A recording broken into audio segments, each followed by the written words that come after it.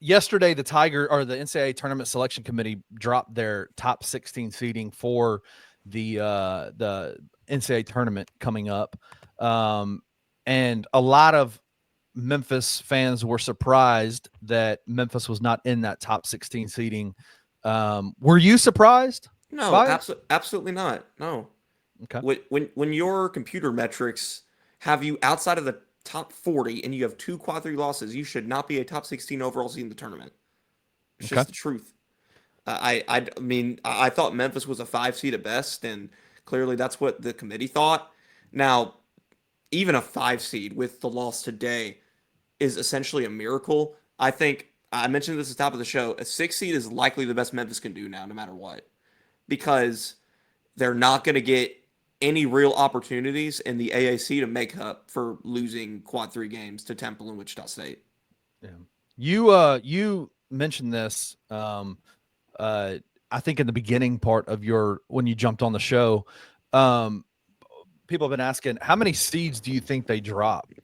So coming into the game, Okay, so if in you felt coming into most, the game comfortability wise, you felt like that they were a 6 seed. yeah, bracketologists had them at like a 4 or 5. Palm had them at a 4. Lenardi had them at a 5. So I think you're going to see that drop to like 6, 7, maybe even 8 range. Now, they're not going to drop in the predictive metric bracketology because they've been predicting Memphis as an 8, 9, 10 seed for a while now. Okay. Yeah. Like just for example, Bart Torvik currently has Memphis as an 8 seed, which is actually better than what it was when I did my preview. They were a 9 seed when I wrote the Wichita preview. They've since moved up to an 8. Okay. Um let's walk through in your Also, the top 8 seed, if that means anything to you, like the number one 8 the seed. number 1 8 seed. Okay. Obviously nobody wants to be in that 8 9 seed line, right? Like because you want to stay away from the top seeds as much as you possibly can. You want to stay away from that. But um let's say the Tigers do win out the rest of the way. They beat UAB in Birmingham, then they go to the conference tournament, get to the finals. Because do the seating's already done by the time Sunday comes around because they've already done they're about to reveal the bracketology on Sunday. If they make it to the finals, they win on Saturday of the AAC tournament, make it to the finals on Sunday. Where do you think the Tigers would be?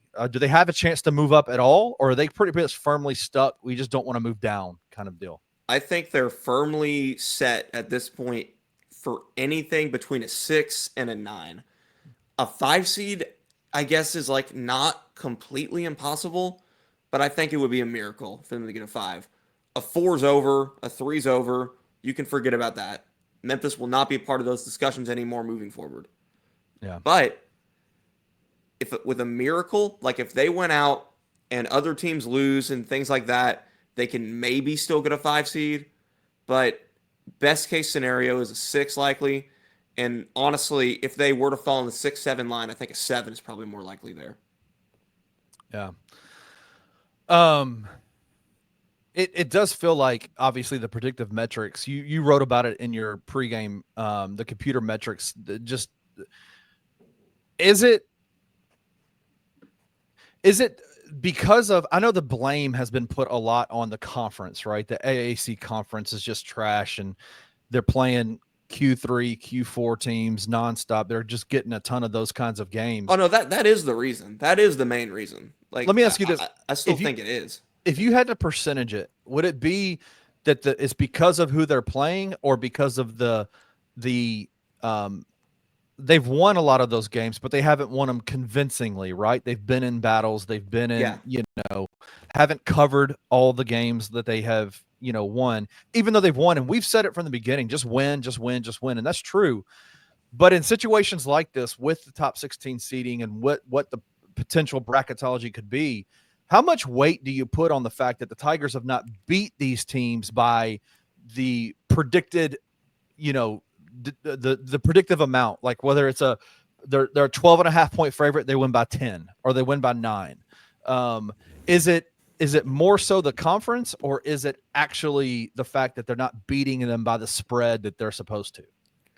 I mean, when you are in a situation in every single game where you're favored by double digits. You're supposed to beat them by a lot. You're far better than they are. They're not even top 200 or whatever in the net. That type of situation. It's their Super Bowl. When you're in that spot every single game, it's just difficult, regardless of how much better you theoretically are. And for that reason, I haven't really been holding, kind of squeaking out these games against Memphis too much because they were losing them last year. They were Right. losing them, Right. and to go from that to actually winning them, and for the most part taking care of business in the league, that's an improvement in of itself. So I haven't exactly cared too much from Memphis's perspective to be like, oh my gosh, they're in these barn burners with Rice and Wichita State or whoever, because they've been winning and they've been maintaining. But now that there has been a loss here, that probably does change the conversation a little bit.